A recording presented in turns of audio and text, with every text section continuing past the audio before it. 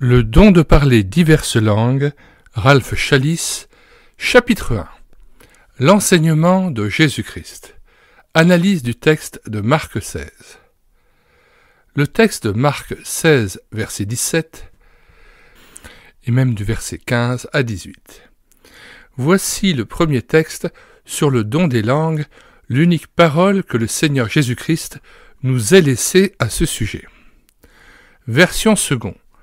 Jésus dit à ses 11 apôtres, verset 15, « Allez par tout le monde et prêchez la bonne nouvelle à toute la création. » Verset 16, « Celui qui croira et qui sera baptisé sera sauvé, mais celui qui ne croira pas sera condamné. » Verset 17, « Voici les miracles, en grec séméia, les signes, qui accompagneront ceux qui auront cru. En mon nom, ils chasseront les démons, ils parleront de nouvelles langues. » Verset 18, « Ils saisiront des serpents, s'ils boivent quelques breuvages mortels, il ne leur fera point de mal, ils imposeront les mains aux malades, et les malades seront guéris. » Texte grec du verset 17. « Ento onomatimu, par mon nom, daimonia ekbalousin, des démons ils chasseront, glossais lalesousin, kainais. » Ils parleront de nouvelles langues. Commentaire sur le texte de Marc. Un point d'interrogation. Ici, nous sommes tout de suite confrontés à un problème. Les versets 9 à 20 de Marc 16 ne se trouvent pas dans plusieurs des meilleurs et des plus anciens manuscrits du Nouveau Testament. Pour cette raison, certains commentaires fidèles à la Bible refusent, en attendant que Dieu fasse paraître de nouvelles preuves irréfutables de l'authenticité de ces 12 versets, de s'en servir de façon dogmatique pour établir une doctrine fondamentale. Il faut cependant reconnaître que les chrétiens en général, et cela à partir déjà du IIe siècle, ont accepté ce passage comme étant inspiré de Dieu, même s'il provient d'une autre plume que celle de Marc. De toute façon, je l'examine ici parallèlement aux autres textes que nous allons étudier, car je ne vois aucune raison spirituelle de douter de sa place dans les Saintes Écritures. Le silence de Jésus. C'est tout de même un fait remarquable que le Seigneur Jésus, autant que nous le sachions, n'ait jamais parlé en langue, entre guillemets, lui-même, et que, parmi ses enseignements si étendus, il ne nous apprenne rien sur cette question. Nous n'avons, venant de lui, que ce seul texte encore douteux, et d'ailleurs extrêmement bref, et dépourvu de toute explication. Pourquoi, si le « parler en langue » est aussi important qu'on voudrait nous le faire croire, notre Maître ne nous a-t-il laissé aucune doctrine, ne serait-ce qu'un commandement ou une définition qui mettrait hors de doute la signification de ce phénomène? Or, les apôtres ne nous en parlent guère. Le Seigneur, à part cette unique phrase, ne nous en dit rien du tout. À quoi Jésus pensait-il? Ils parleront de nouvelles langues, disait-il, verset 17. Je pense que nous serons tous d'accord pour voir un accomplissement de cette prophétie dans les événements d'Actes 2 et 10. Pourtant, la prophétie de Jésus n'y trouve qu'une réalisation fragmentaire, car dans aucun de ces deux passages, il n'est fait mention de serpents, ni de poison, ni d'exorcisme, ni même de guérison.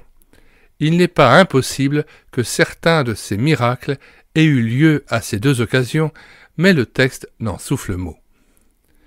Il me semble tout aussi certain que le Seigneur prévoit dans cette prophétie l'ensemble de l'histoire de son Église. Au cours des siècles, toutes ces choses se sont en effet accomplies. Nous savons que l'apôtre Paul, mordu par une vipère sur l'île de Malte, n'a ressenti aucun mal. Il est certain aussi que des prisonniers martyrs ont bu du poison sans succomber et que d'innombrables croyants ont été guéris de leur maladie. Les annales des grands missionnaires contiennent toutes sortes de récits extraordinaires.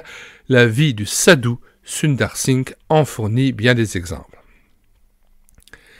Mais il n'y a rien dans ce texte de Marc qui nous permettent d'affirmer que chaque disciple de Jésus-Christ fera inévitablement toutes ces choses. On entend pourtant citer ce passage assez souvent dans le but de justifier et même d'imposer une glossolalie universelle pour tous les chrétiens. Donc la glossolalie, c'est le fait de parler en langue. Mais alors, pourquoi ne pas dire que chacun doit non seulement guérir les malades et les démoniaques, mais encore saisir des serpents et boire du poison? Ce serait logique et monstrueux. Il est vrai qu'il existe certaines sectes pseudo-chrétiennes qui pratiquent la sorcellerie par la manipulation des serpents. Mais dans ce cas, il s'agit d'un occultisme satanique qui revêt une terminologie chrétienne. Jamais le Christ n'a voulu imposer de tels signes à tous ceux qui le suivent. Si le poison n'est pas un signe obligatoire de la foi, pourquoi les langues, entre guillemets, le seraient-elles donc? Non, le Seigneur prédit simplement que les langues miraculeuses seraient un signe parmi d'autres que connaîtrait l'Église en général, mais pas nécessairement chaque croyant. Jésus avait les yeux sur la moisson. Pourtant, je suis convaincu que Jésus, dans sa prophétie, voit beaucoup plus loin que les langues d'Acte 2, plus loin même que toutes les manifestations miraculeuses qui ont eu lieu à l'époque des apôtres. N'oublions pas, c'est un fait très significatif, que les paroles du Seigneur que nous étudions sont prononcées dans la perspective de l'évangélisation mondiale et non dans un contexte de louange et d'édification de l'Église locale. C'est au moment où il dit « Allez par tout le monde et prêchez la bonne nouvelle à toute la création » que Jésus ajoute « Ils parleront de nouvelles langues ». Nul doute que le Seigneur, en prononçant ces paroles, pensait aux âmes de toutes les nations pour lesquelles il avait versé son sang, et en particulier à la multitude de ses disciples qui, au cours des générations, allaient sacrifier leur vie dans le but d'obéir à son commandement d'évangéliser ces nations. Nouvelle ou incompréhensible? Le Seigneur n'offre aucune définition ni aucune explication des langues qu'il a en vue dans sa prophétie. Il les désigne seulement comme étant non incompréhensibles, entre guillemets, mais nouvelles, entre guillemets. Cette expression peut très bien s'appliquer aux nombreuses langues, souvent difficiles et jusqu'alors inconnues, que les missionnaires du Christ ont apprises. Quel miracle de dévouement et de foi au cours des siècles. Par elles, l'Esprit de Dieu a voulu réaliser son objectif véritable qui consiste à faire connaître Christ à toutes les familles de la terre. Qui peut le contredire? Si un homme donne toute sa vie, s'il accepte de s'intégrer à une culture totalement différente de la sienne, ou même à une existence primitive afin de maîtriser une langue compliquée en la transcrivant en écriture alphabétique, pour traduire enfin le Nouveau Testament dans cette langue, prêcher Christ et fonder de nouvelles églises là où Christ est inconnu. Cela est, à mes yeux, bien plus miraculeux que d'utiliser un langage inintelligible sans bouger de chez soi. Jésus, en formulant l'expression « nouvelle langue », ne pouvait que penser à cette grande foule, de toute nation, de toute tribu, de tout peuple et de toute langue, qui serait un jour dans son royaume racheté par son sang. Note 1, Apocalypse 7, verset 9. Mais qui resterait dans l'ignorance si personne ne l'évangélisait. Pour lui, ceci était le but même de son incarnation, de sa mort et de sa résurrection.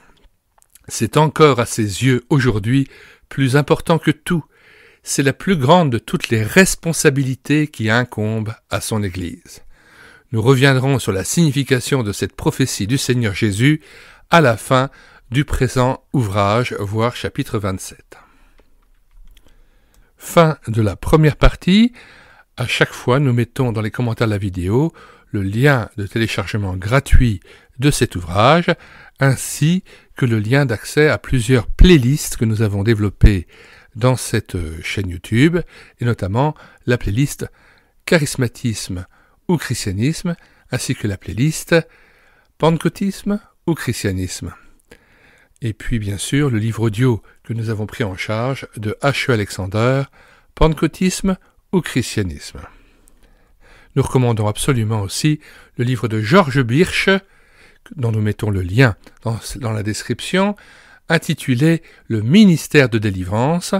Il faut absolument que vous lisiez aussi le chapitre 8, le test ou la mise à l'épreuve du parler en langue. C'est une pratique qui doit se faire dans l'Église pour vérifier si l'esprit auquel on a affaire vient de Dieu et confesse bien Jésus-Christ venu en chair. 1 Jean 4, versets 1 à 5. Dans ce passage précis de l'épître de Jean, eh bien, la parole de Dieu préconise de tester, de mettre à l'épreuve un esprit pour voir s'il procède de Dieu, s'il est bien de Dieu, et s'il confesse Jésus-Christ venu en chair. Et c'est ce test-là auquel se livrait George Birch dans sa vie pastorale.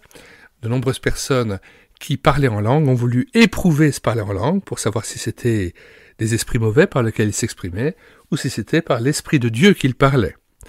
Et la plupart du temps, eh bien, il s'est avéré que l'esprit qui était éprouvé, esprit de langue, confesses-tu Jésus-Christ venu en chair, à chaque fois, l'esprit refusait de confesser Jésus-Christ venu en chair.